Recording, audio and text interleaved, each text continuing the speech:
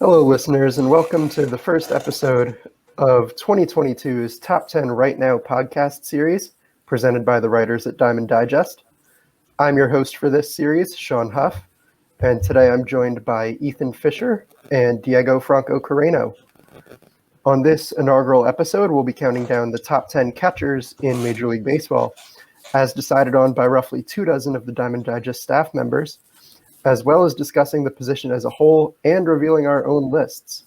So, Diego, Ethan, how are you guys doing today? I'm good. It's good to actually have some baseball content to talk about. So it's a nice little change of pace. We're currently day. Oh, you can't see it. I've been counting down the days. 69, in case anyone was wondering. Thank you for that. In case anyone was curious. So, before we get into the list itself, I just wanted to ask you guys something.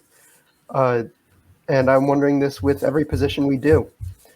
How did you guys feel about this position as a whole? Like, did you think it was an interesting group of guys to rank? Did you think it was boring? Like, was it really hard after the top couple, or were there a bunch more guys you wanted to get on your list?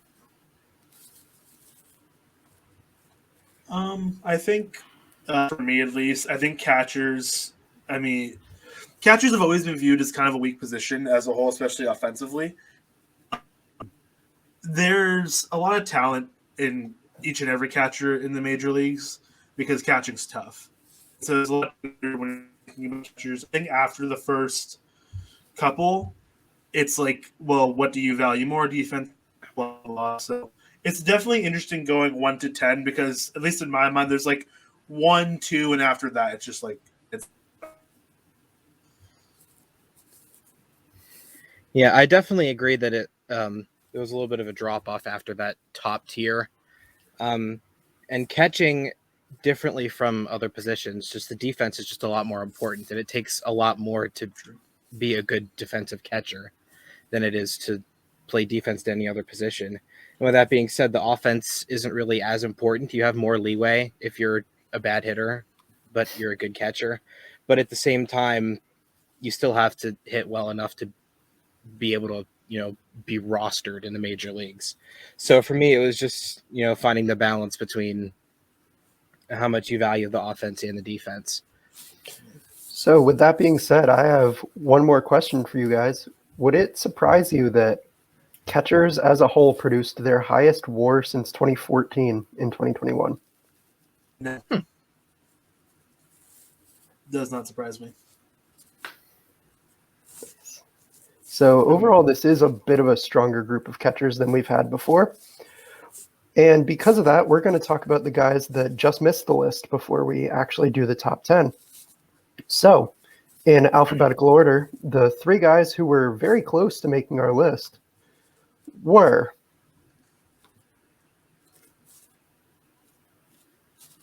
Travis d'Arnaud, Omar Narvaez, and Tyler Stevenson.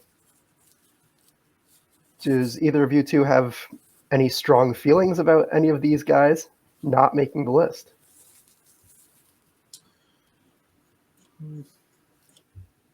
I'll say that I did have one of them on my list.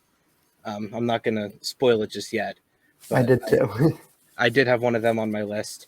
My concern with Travis d'Arnaud, his OPS dropped a ton. He went from 919 to 671. And so I'm starting to wonder if maybe that 2020 season was an outlier for him, since we hadn't really seen anything like that before. And he didn't come close to replicating that. Narvaez, the thing with Narvaez is he was a dreadful defensive catcher until he made it to Milwaukee.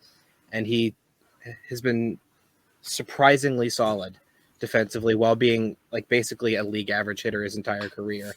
And like we kind of alluded to earlier, being a league average hitter as a catcher means a lot more. It's elite hitting for a catcher. Value. Right. And then Tyler Stevenson, I definitely think he's more of a wild card. His offensive peripherals aren't fantastic. The strikeout to walk numbers are pretty solid, but there's not a lot of loud contact there. But he plays his home games in the old Great American Small Park, where I think there's a lot of room for that power to grow.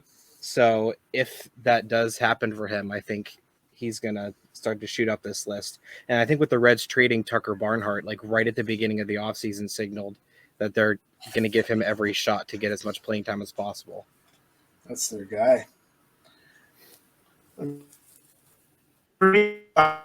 Also on my list.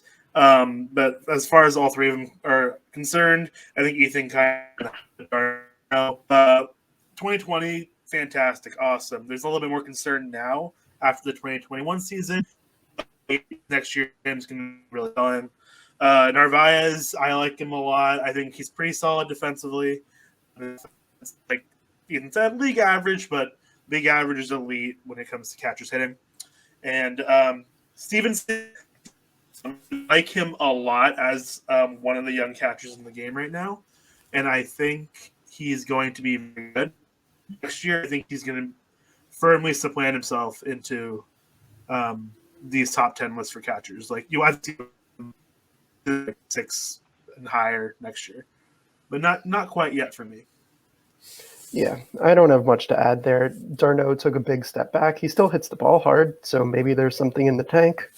Narvaez has been baseball's best framer the past 2 years, even though he was just atrocious with the Mariners.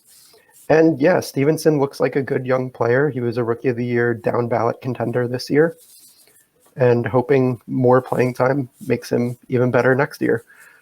And I will say one of them did make my list. I won't say which one right now. But on that note, let's get into the list.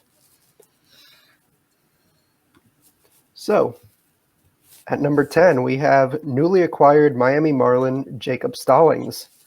Stallings is entering his age 32 season, and he's not a superstar, but over 570 combined plate appearances from 2020 and 2021.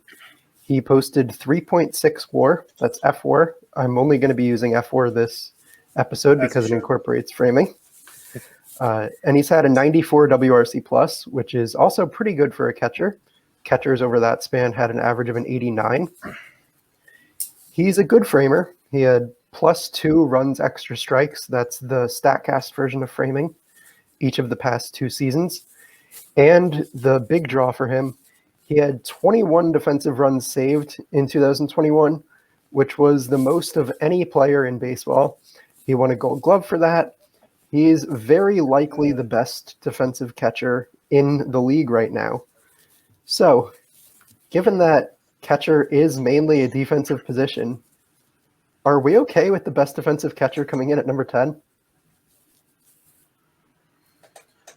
I mean, he's the former Pirate, and I think the Pirates fan knows more about it. Yeah, I definitely could go for a while on how much I like Jacob Stallings. Yeah, I was really excited to be able to do one of these lists and actually rank a Pirate, and then they traded him like 3 days later. So I was really bummed. It's like okay. said, we'll have you back when we do center field. There's a big Pirate there. There is. We should have a third baseman in the top 10 list too. Hey, he's on my list. Good. I believe he's on my list. But Stallings' impact behind the plate, like you said, he led the major leagues in defensive runs saved, and he did so by playing 400 fewer innings in the field than the number 2 guy, which was Carlos Correa. Wow. And he had 9 more defensive runs saved than the number 2 catcher, which was Austin Hedges. Crazy. And I have a pretty incredible Jacob Stallings stat here. You know when the last time Jacob Stallings allowed a pass ball? 2017. It's not that crazy. Okay. It was August 14th. August 14th of 2020. Which was a whole season without a pass ball. 133 games consecutively. That's crazy. Without allowing a pass ball. And the Pirates, the last 2 years, the Pirates set the major league record by going 193 consecutive games as a team without a pass ball. Yeah, imagine not having a pass ball with Mitch Keller. Right. And he was one of the more accomplished pitchers on that staff. Yeah. But that just goes to, say how good of a defender Stallings really is. And one of the things that also separates catchers is there's the intangibles that you can't really, measure, but that what separates the good catchers and the great catchers. And I think Stallings has that. And the Pirates pitchers who have been working with him the last couple of years, they've had the highest possible praise for Stallings and how good he was to work with and how helpful he was for them. And I think if he has the same impact with that staff in Miami, I think it could be ridiculous. Sandy Alcantara gets to work with him. Yeah, I think Victor Sanchez when he comes back. Yep. Yeah. If he has that same kind of impact on that staff, I think we could see the Marlins, kind of being this year's Giants. Maybe not 107 wins good, but from Probably being not, a preseason, but a contender. Right, a preseason absolutely. To sneaking into the playoffs, I absolutely think they could, and I think he would have a big part in doing that. Yeah, I don't think there's anything else we can possibly add with Stallings when we have a Pirates fan on. I just really like him. Bad. I'm a big Jacob Stallings fan. He's really good. That move to Miami, I was excited. Miami's going to be, I hope, so good. They're an exciting team. I'm really excited to see how they do. Now they just have to sign Correa. Yeah, honestly. It would do something. That's for sure. Yeah. All right. So we're all pretty in sync with Stallings here. We have him on our top 10s, but towards the bottom, it sounds like. So now we'll go to the more controversial guy on the list. I don't want to do this one. No. At number 9, we have Salvador Perez. It's a crime that he's above Stallings. It's a crime that he's on the list. I'm going to become the Joker. That's true. But Perez has been a good catcher, or depending on how you think of it, at least a catcher for a decade now. And he indisputably did just have his best season. He had a 134 WRC plus the past 2 years. He had 59 homers over that span. That was the most in MLB, tied with Vlad Guerrero. And the homers are the big thing for him. We all know he just broke the single-season catcher record. But as a catcher, he's terrible. He had negative 19 framing runs in 2021. That was the worst by far. He had minus 5 DRS. The defense is terrible. The bat is really powerful, but he also doesn't walk even a little. He had the 5th lowest walk rate among qualifiers in 2021. So here's my question with Perez. What do we do with him? He's a catcher who's a DH. He can't force catch. Him to retire.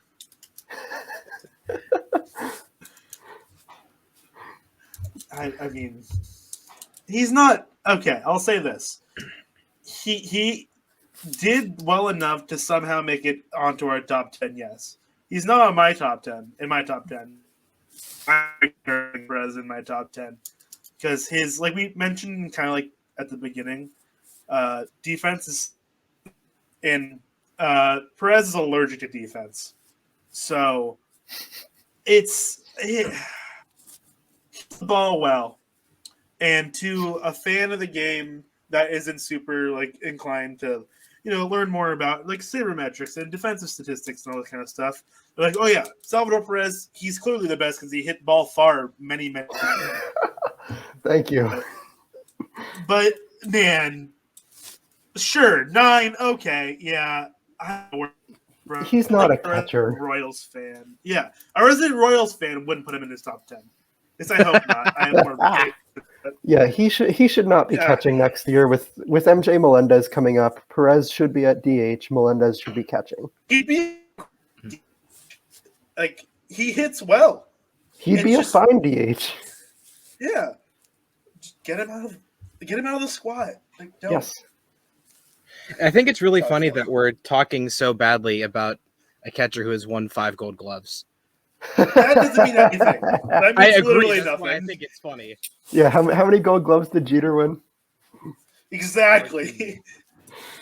I know it's the cool thing to hate on Jeter, but you guys want to hear my Salvador Perez stat? Yes. He walked he walked 28 times all of last year. Is this the Juan Soto stat? Yeah. He walked 28 times last year, which was a career high, and Juan Soto walked 35 times in September. Man, that's funny. That's funny. I can't wait till we get to the Juan Soto list. I can't wait to just talk about Ted Williams. The funny thing is, like, when Salvador, like, all these guys are going to be like, oh my God, he was, like, so good. He's going to get into the Hall of Fame somehow, and it's atrocious. Yeah, let's just be done with Salvi. Let's not talk about him again. That's a good idea. Let's go on to a better catcher. And number Anybody 8 else in the league? Yeah. Number 8, we have kind of Salvi light. We have Wilson Contreras, who hits the ball hard. He's still a good hitter for the position. He's not the superstar he once was, but 109 WRC plus the past 2 seasons. That's way above the catcher average. He plays a lot. He has 708 plate appearances, I believe, the past 2 seasons combined. And he's not a bad defender anymore. He had 8 DRS in 2021, and he was only 1 run below average framing. So he's pretty solid all around at this point. Now, he's not that young anymore. He's going into his age 30 season. But for a catcher, that's not bad. So 8. Does that make sense to you guys? Don't hate it. Yeah, I thought it was pretty fair. I think I had him a little higher, but 8, I have no issue with that. Yeah, I have no issue with 8.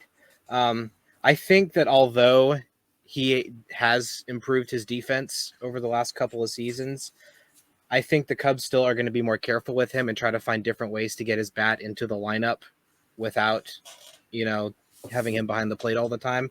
I think that the universal DH, I think, is going to help with that. Yeah. And Contreras, he has more defensive versatility than most of the guys on this list. He's played some first base, he's played some outfield. And I don't think he did much of that last year, but he has done that in the past, and I don't think that should be off the table, especially, with the roster the Cubs have now. It's not like they have studs at all those positions anymore. And I also think that with the Cubs signing Yan Gomes to be their backup catcher, who's not your typical, backup catcher, you just trot out there twice a week because you have to. Yeah, Yan Gomes is pretty good. I think they're definitely trying to keep Contreras' legs fresh while still keeping his bat in the lineup as much as they can. Yeah, I mean, I like Contreras. Like you had mentioned, like he's just a solid catcher. Like he's like fine defensively, like not atrocious. Like as long as I think being fine as a catcher, like okay within the realm of catchers, like really ask for it from certain teams, especially a team like the Cubs right now. And his bat's there. Not anything anymore, but 30 is not like atrociously old or anything. Like he'll get his at bats. He'll produce offensively. If he continues to improve, he'll be above league average. Not by much, but above league average. And so I think that sounds good to me. I had him a little lower in my rankings, but I did rank him. So yeah, this is about where I had it too. I'm with you guys. He's a good player. He's not a star. He's not overly special, but he's a good hitter. He's a decent defender. And yeah, he's a good player. Now, moving up, we have the first of the really, really good players at the position. This is definitely the start of a new tier. And this is someone who at least 2 of us ranked a lot higher. Number 7, Sean Murphy. Sean Murphy was only 26 in 2021, and that's a time when he should have been peaking. But instead, he was injured and had medical conditions. That inhibited him. He chased a lot more. His walk rate cratered. His BABIP and exit velocity were career lows. So his offense slid. He went down to 99 WRC plus, still 10 points better than the average catcher, but just below league average and not up to where he had been. But he was still +8 framing, savant framing at least. So he's still young. He's probably going to hit better next year than he did this year with the injuries behind him. Why are we so low on him? I mean, I'm not. I like Sean Murphy a lot because he's going to be 27 this next season, right? He'll be 27. I mean, he should theoretically be entering his peak years, like you just mentioned, and already I see he's pretty solid all around. And I know a lot of guys are pretty low on him, or a lot of people are really low on him, but I think that he's like the guy, the next guy to lead the generation of catchers coming up. Like Rutschman and the big names. But like that in between generation, I'd say. But I think in Oakland, especially for now, like I still don't win this games year out with what they have going all the time. But like they've got something going right, and I love watching Oakland A's baseball, and I love watching Sean Murphy. He's really good, and I can't wait. And just continue to improve and become hopefully one of the elite catchers of our time. If he's not already.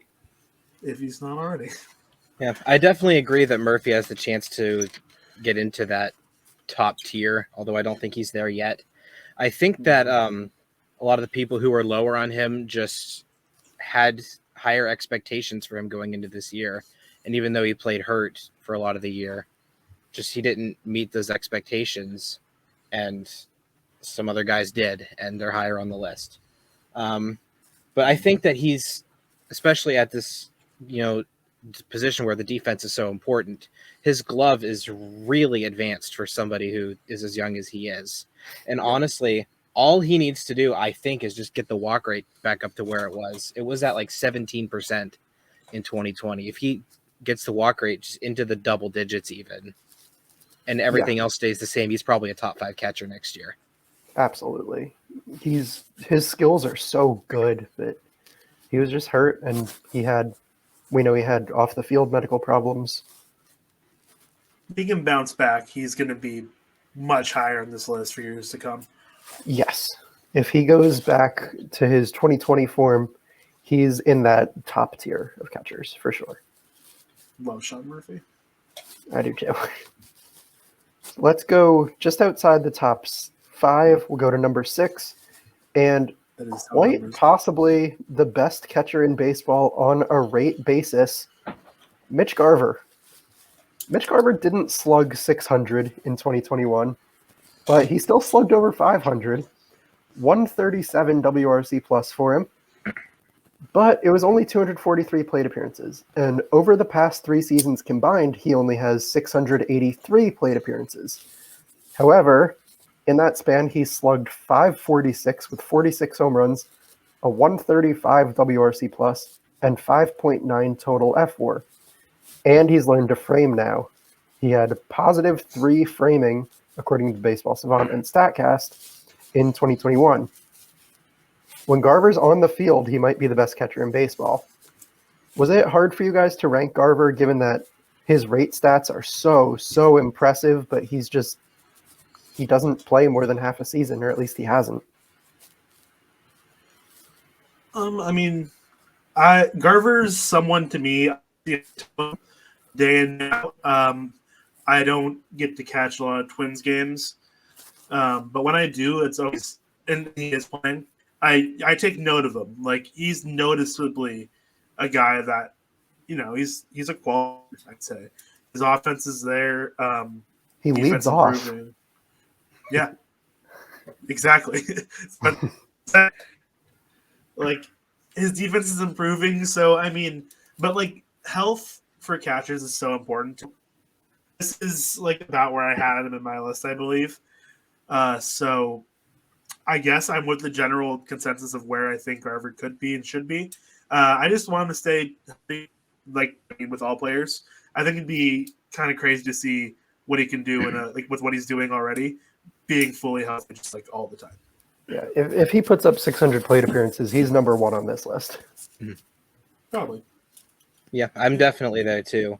So after I made my list, I went back and looked because you mentioned that 5.9 F4 he has since 2019. I went back and looked to see where that ranks among all catchers in that span, and it actually was number 6. So I think this is a fair spot for it. That is exactly right. Good job, everyone. Yeah. So I we think did it. This balances out all right Salvador Perez being here.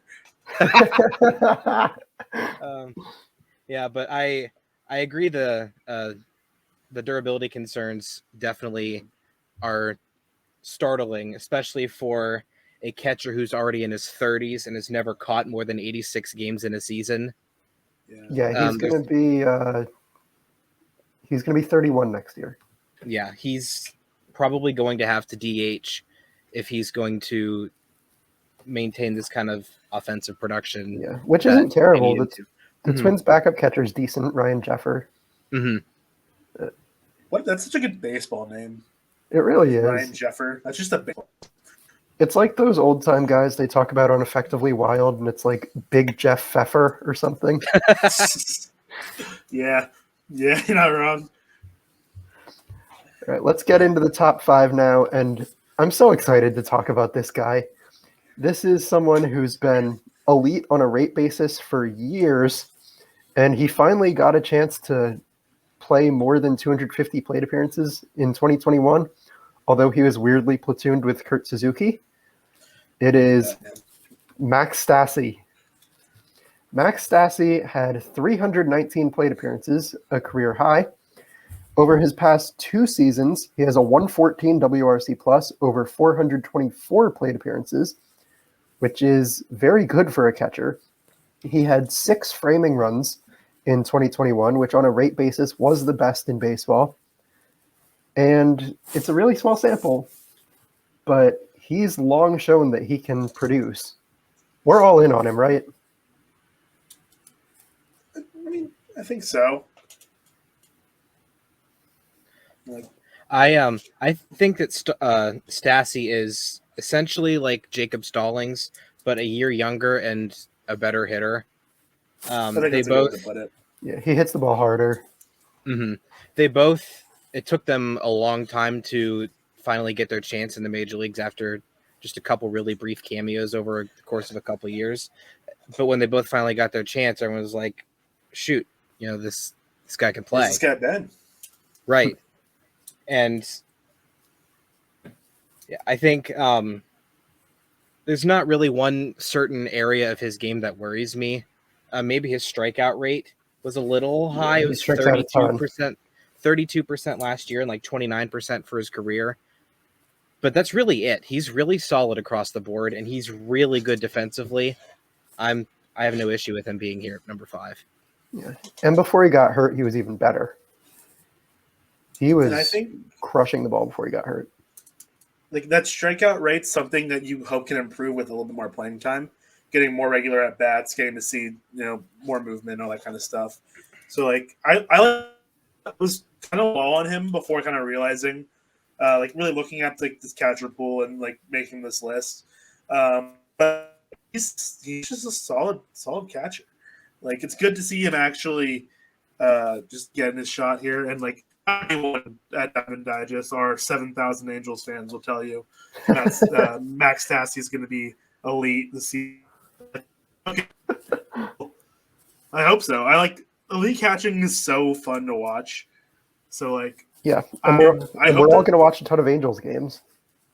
Yeah, I will be watching Trout, Ohtani, and then by proxy you get Stassi too. But hopefully he puts up the numbers and production that Christian talks about nonstop. So like, yeah, Christian ranked him in the top 10 last year. And I mean, sure. Yeah. That's all right. All right, let's go for him. Let's go to the very edge of the elite guys at this position with maybe the most variable hitter in baseball. It's Mike Zunino. I love Mike Zunino so much. Zunino basically rolled a pair of 6s last year and put up 4.5 F4 in 375 plate appearances. He only had a 301 on base, but he slugged 559. He had the highest barrel rate per plate appearance in MLB. He had a 134 WRC plus 6 framing. Last year he was legitimately great. Do we think he's going to be great again, or do we? Because he's always a wild card. I love Mike Zunino. I'm just a big fan. I don't know why, but last year, like you said, are we going to strike gold again? I don't know. Maybe. I hope so. He can replicate the production. And, the Rays are the Rays, so they're going to figure out a way to either keep up the production or keep it up long enough to trade him, and then he's going to be, not good. They're going to trade him for 3 relievers who throw 95. Yep. Yeah. And then one that throws, 92, but also ends up having, a 0.000 ERA over, 40 innings or something like that. Because it's the Rays. 0.000 ERA, but he throws a gyro ball. Yeah. I don't know. I like Zeno a lot. I think he can keep it up. I hope he keeps it up. I think this is what he can be consistently. And so I think I even ranked him, personally on my list higher. So I like Zunino a lot. I personally, I think that 2021, that was probably his ceiling. It's hard to trust that somebody with that much variance in his game is going to be able to do that again. And he's a lot more susceptible to, dipping towards the lower end of that spectrum. But Sean, when you said that Wilson Contreras was the Salvador Perez light, I think in a lot of ways Mike Zunino is. Where they're both... Zunino knows how to play defense. Yeah, Zunino's a good framer. Yeah. At least offensively speaking, they're the low on base and just rely on hitting a bunch of home runs. Except Zunino only hits home runs, but he walks a lot. Yeah, Zunino had a career high walk rate last year. And he's still really good defensively. He's had 7 or more defensive runs saved in 6 different seasons. And so that's, what's allowed him to continue to get a lot of playing time despite having a 274 on base for his entire career. Yeah, it's not so amazing. Yeah. So I don't expect him to do this again, but I still think he's a really, really valuable catcher. The defense. Yeah, the defense certainly raises his floor. I really hope he does this again, because if you gave him 100 more plate appearances at this rate, he is a down ballot MVP candidate. And he's really fun, and he is a good way to get 3 true outcomes haters angry. That's fair. Oh, yeah. Elite catching is fun. I think if you give me a list of if you ask me what position is the most fun to watch, the elite of the elite at, I think catcher for me is straight up number 2, behind starting pitchers. Yeah, absolutely. So let's get into the really elite tier here. The last 3 guys on this list all got first place votes from our writers. So at number 3, getting 5 out of 25 first place votes, it is JT Riomudo. Riomudo was last year's number 1, according to us. Last year, in fact, he was 1 vote away from being unanimous. Not to brag, but I was the only one who didn't vote for him last year. Why is that a brag? I think that's not a brag at all. I think it's a brag since we have him 3rd this year. What's your point? But he was very good again in 2021. It was a pretty typical season for him. 4.4 FWAR, 108 WRC+, 4 framing runs, 5.5 base running runs. He's one of the best base runners in baseball. He's been an above-average hitter every season since 2016. He's been an above-average framer every season since 2017. He's going to be 31 next year, which, as we've already said, not young, but not super old for a catcher. So do we think it's just going to be more of the same? Do we think he has another level? Do we think he's going to decline?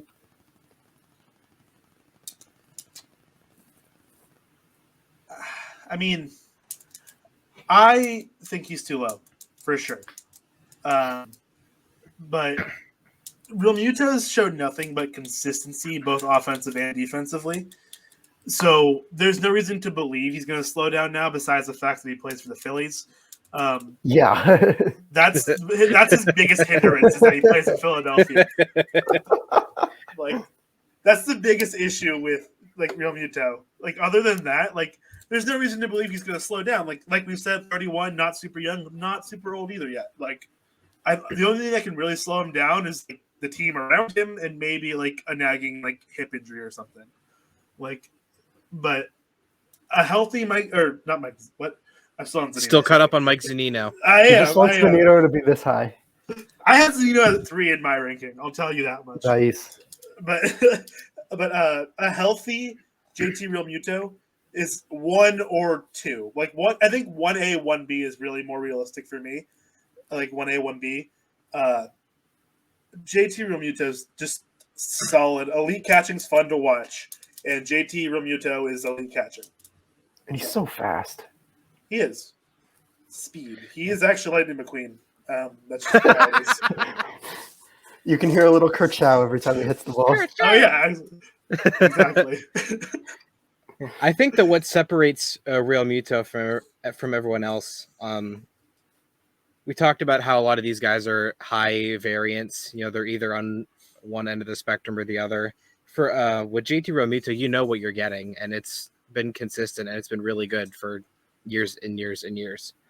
On both offensively and defensively. A defensive run saved isn't as high on Riomuto. He was an even 0 last year, a -1 the year before, and a -4 over the course of his whole career, at least according to Baseball Reference. But if you look at the baseball prospectus, like the advanced catching statistics that they have on there, they had him as the best framer, the best pitch blocker, and one of the best at preventing stolen bases among all catchers. He's got a cannon of an arm. Yeah. So he provides a ton of value defensively. I have no problem with him being this high. I think he's going to continue to be really good for a while. It's too low. Too low.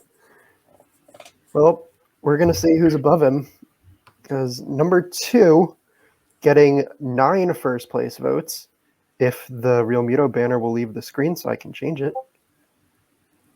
That would be helpful.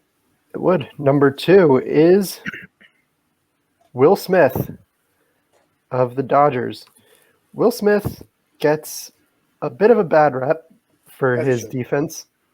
He's not a bad defender. He had +2 framing runs in 2021. He had +2 framing runs in 2019 as well. He was negative in the shortened season. He had 5 defensive runs saved last year.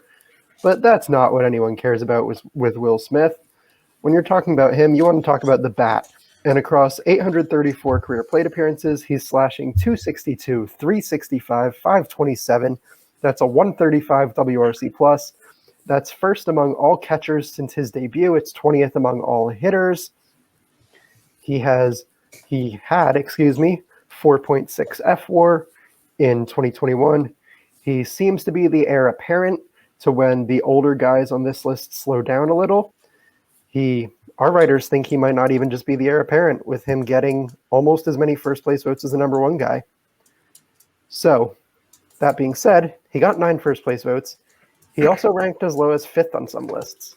That was my list. I know. So you can go first. Why are you low on Will Smith? I just don't want to praise Dodgers ever. I'll be straight up. But like Will Smith, I'll go over a little bit more when we do show like our full rankings and stuff. But like you said, like the defense isn't what it's not terrible. It's not bad. It's like okay, it's fine. But it's the offense that everyone's like enamored with, and I've never been someone to be completely enamored with offense as much as like I think the more common fan. And Will Smith is like having to play him every year, like so much. Like as a Giants fan, I hate watching him come up to the plate because I know he's going to hit a double down the line and be at 110 miles an hour, like 42. Like because he's done both. Like, and so there are other guys that I would rather have on my team than Will Smith. Like as far as catching goes, as far as his bat, like elite of the elite as far as catchers go, and even I think as far as baseball players go. But I think I value the catching a little bit more, like the defensive catching, a little bit more than the bats. So I had him a lot lower. I had him at 5, which is the lowest, I'm sure by far, as most people did. But it's a Dodger versus the defense isn't like amazing. So yeah. So here's my question. Or actually, no, I'll get into it when we show our lists. Okay. Yeah, I was not quite as harsh as Diego was. I didn't have the. I hate the Dodgers, but my anti-Dodgers bias isn't quite that strong. And I don't mean to. If this Diego comes off as blasphemy, I do not intend that, and I apologize beforehand. But I think that Will Smith is going to emerge into that, Buster Posey kind of role of. Okay, I was gonna be like okay with what you were gonna say until you said Buster Posey. I'm sorry, it's a compliment to Buster Posey. I understand that, but still. But also a compliment to Will Smith. I think he's that good offensively and good enough defensively. Not as good a defender as Buster Posey, but I think just the offense is just so good. And he's still only 27, so there's room even to improve there. He's young. I think he's going to be the guy for a long time. Do you also talk about the fact that he looks like he's like 16? Oh, he absolutely does. He's a child. I want to congratulate both of you that we got through that entire segment without making a Fresh Prince joke. We did it. Yeah. And we didn't even make a joke about the other Will Smith either. We did. I was going to. I was going to. I was going to say he's not even the best Will Smith in baseball. And we'll go now to number 1. There's only one big name player left at the position. Laz, I'm sure. Laz, if you're still here, I'm sure you're thrilled to see this.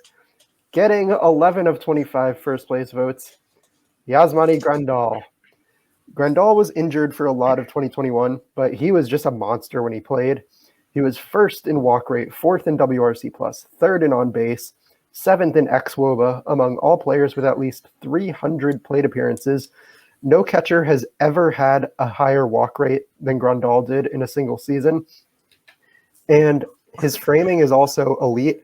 He was at 0 the past year, but that is likely a result of him not playing much. Since the StatCast era began, Grandal is 23 framing runs above the second place guy being Buster Posey. And I have a nice trivia question for you here. Who do you think is the last catcher to put up a higher single season on base than Grandal did last year? Is it Posey? It is not. You have to go back a little farther. Is it Joe Mauer? 2009 Joe Mauer was the last one. Oh, that was the year he went ridiculous and won MVP, right? He went sicko mode. Yeah, Joe Mauer peak was the best hitting catcher of all time. Joe Mauer peak was, like I said, fun. Elite catching is fun to watch. Joe Mauer 2009 is like a prime example of that. Oh yeah. So we don't have any problems with Grandal number 1, right? He rakes, he walks a ton, he hits for power, he frames. I know a lot of White Sox fans hate his pitch calling and his ball blocking, but who cares? He had a 159 WRC+. You know why we like Yasmani Grandal? Because he gets on base. He gets on base. It's true. And it's true. Like, Yasmani Grandal he's just a monster, like, at the position. And, like, I think injuries slow him down a little bit. But, like last season, even with all the injuries, when he played, like, really good. Like, really well. He was a fantastic, like, catcher. Like, he's everything you want in a catcher in today's game, I feel like. Like, a catcher that can get on base, whether that be a walk, a hit, or whatever, like, that's all you can ask for, really, from any team. Especially with the White Sox, with how much, like, talent they do have. Like, I think him getting on base is already, like, elite. Because he gets on base at an elite level. Like, But and then he's been good. He's a good defender. Like, I don't know too much about his, like, pitch calling and all that, but, like, as far as I've realized or noticed, really, I'm pretty sure the White pitching staff's pretty solid, And I've never like really questioned his pitch calling or anything like that until you just mentioned it now. Now I'm going to think about watching any White Sox game. But like I think it's been fine. I'm also not a White Sox fan. Yeah, he's Monty Grandalstad. I think he should be number one. Had him number one. He's good catching. Going back to the offense there, I just was really enamored watching a guy whose walk rate was like almost tripled the league average, and him doing that over the course of a season. So good. I was Gets on base. I was kind of bummed more actually. Than Juan Soto. I was actually bummed that he, turned his season around in the second half, because I kind of wanted to see if he could actually, maintain a league average season while hitting like 136. I did too. I'll be honest. I want to be the walk god we all want to see. But nonetheless, what he did at the plate last season was really impressive. And now I actually have a Monty Grandalstad also. Over the course of, he is a catcher. Yes. Over the course of all of Major League history, nobody has had as many plate appearances as he did in a season, which was 375 last year, with a batting average as low as his, which was 240, and an OPS plus as high as his, which was 157. Nobody's ever done that. He's so good. Only one other person has done it with even 100 plate appearances in a season, and that was Charlie Keller in 1947. So fake baseball. Jeez. Fake baseball. Not real. Doesn't exist. Yeah. That's insane. I love it. Love it. All right. Now that we've covered the whole list, I'm going to put on screen our lists. As you do this, I just, I've no it up here because I want to slander Sean for his 10. As you get it up here. Yeah, I figured I'd get some slander on that one, and I will explain it. Like, what is that? Rutschman at 10? I have an explanation. Then explain. So Rutschman is either going to be like 4th or like 28th. It depends on how many plate appearances he gets. If he gets 500 plate appearances, if he doesn't stay down in the minors to work on his defense, he will be top 5, and 10th will look silly for him. If he does stay down in the minors, then he will be like 25th, and 10th will look silly for him. But I needed to compromise that somehow, and I figured the best way to do it was to put him at 10. I think the best way to do him is put him at hope you're not too far off in anything. But I mean, that's fair. I guess I get the explanation. I get it, but no, yeah, I guess it's fine.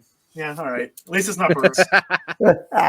So here's my Will Smith question for you. If he continues to be a good defender, do you move him up the list? Maybe, probably. He could probably easily jump Zunino. I'm just really high on Zunino. So Zunino regresses and Smith decides to learn to play better defense, he'll probably jump that high. And if Murphy doesn't have a season, if his injuries catch up to him too much, he'll probably be in my top 3. I'm also just really high on Murphy as well. I need a new catcher to be really high on now that Posey's retired. And so I've chosen Mike Zunino and Sean Murphy. And side note, Posey was number 4 on everyone's list before he retired, I assume. I mean, he's one in the stand in my heart. This is one of oh, I got to turn around. Hold on. So, this is Mr. Posey's his foundation, his BP28. I got this hat right when he retired, and I wear it all the time. That is very cool. Yeah, I'm pretty sure they're on sale on Fanatics. You get it for $20, and some of the money goes to pediatric cancer research. Yeah, so that's what his foundation really is. So. That is very cool. Just looking through our lists, not much stands out. Diego and I are both really high on Sean Murphy. We've talked about that. We're all roughly the same on Mitch Garver. Everyone has Grandal really high. Everyone has Riomudo really high. Everyone has Stallings. Everyone has Stassi. This kind of varies a little bit. Yeah, everyone has Contreras. Diego and I both have Narvaez. Do you want to talk about him a little more? Me or you? Or I was gonna ask why Ethan doesn't have Narvaez. He honestly, Yeah. he was number 11 for me. Like, I don't like him because he's an NL Central catcher, but I hate the Reds even more. I was gonna So, say, I'm like, by wait, So you default, I put also Stevenson? don't like Stevenson. Catcher? I just think that Stevenson, I think his bat's going to play really well in that, Little League park. I almost put Stevenson at 10. Like, I'll be honest. I had So- Stevenson. And I also do 13. hate Wilson Contreras and Yadier Molina. I hate them all. Yeah, I'm really glad to see that no one put Molina. I bet you Carson put him at 1. Carson probably put him at 1. Like, I wouldn't be surprised. Yeah. With Narvaez, the big thing with him is he hits the ball so softly, but he's demonstrated an ability to just get bloop singles all the time, which... Hit it where they ain't. Yeah, that's a sustainable skill. He's almost like... He's not Ichiro, but he's slow Ichiro. He's Slow not Ichiro. Ichiro, but... Yeah, I mean, I think there's nothing besides me obviously putting Smith at 5. There's nothing like super blasphemous about any of our lists besides maybe the Rush. Yeah, there's nothing really egregious here, except for Perez making the top 10. Yeah, I mean, yeah, I was talking R3 list. Like, Perez in the top 10 is ridiculous. It's terrible. It's bad It's for baseball, so but bad. we need a dog catcher. Like, let's be honest here. It's not good. I had Perez at 12, and I thought I was too high on him. I don't know. I think where I ranked also had him at Perez. 12. Wouldn't be surprised if I had him like not even ranked.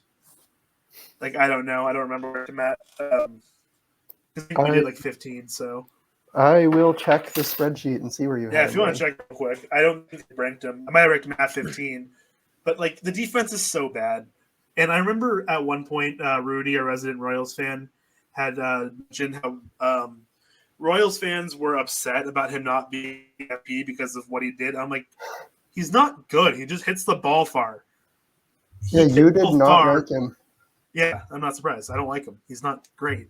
Yeah. Like, A couple other guys I just wanted to mention real quick, get maybe like a one-sentence thought on.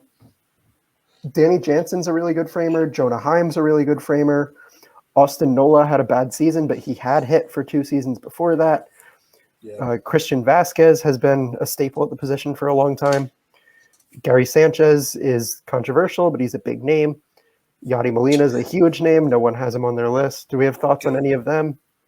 Yadier Molina's bad. So is Gary Sanchez. Those are my That's where I'm thoughts. at. Also, like, I like Danny Jansen a lot. I am pretty high on Danny Jansen, I think, personally. I think we could easily see him in like the bottom part of this list next year. He really hit in the minors and he frames. Yeah, exactly. So if he decides to come up to the bigs and he wants to hit well in the big leagues, I think he can easily be like he can be on this list next season. I like him a lot. Yeah, I think I ranked Danny Jansen somewhere on my list. I think I had him in there, 14. I had him at 14, I think. Do you not just have the list up? I do not. I didn't want to have that many tabs open. That's fair. Reasonable. Understandable. All right. And the last guy I'm going to talk about is Jonah Heim, who led. Well, he didn't lead. He was second in StatCast framing last year. He is not a good hitter. He's really not. But it's the Rangers. Apparently. It's the Rangers. He's going to get a lot of playing time. He's going to get a lot of opportunities to frame. He could end up making the top 10 through if he gets a lot of BABIP luck or something. Yeah, maybe. I mean, there's a lot of guys. Like, I mean, I think 8 to 10 on this list easily could be completely different. Like, I would love to see Stallings just kind of like flourish in Miami and end up climbing the list. Mm-hmm. But I think, there's at least 2 wide open spots in this list as far as I'm concerned. Like maybe even 3, but I think this next season, we should get a very telling season from a lot of young catchers or newer catchers, and we'll see what happens as far as, this kind of like second, third tier of catchers goes. That's a good call. Ethan, anything you want to add? I'm pretty much right in line with Diego. All right. Don't get used to it. That's fair. All right. That's not Well, not a bad list. that'll do it for today. If anyone is watching this instead of listening to it as a podcast, you can see the links to our socials crawling across the bottom of the screen. It's diamonddigest.com. The Twitter is at diamond_digest. The Instagram is diamond.digest. So, Consistency. for Ethan Fisher, Diego Franco-Carreno, I'm Sean Huff. Thank you for watching or listening to us today. If you have any criticisms you'd like to level to us about our list, if you want to defend Salvador Perez for some ungodly reason, or if you want to tell us your own list, you can find us all on Twitter.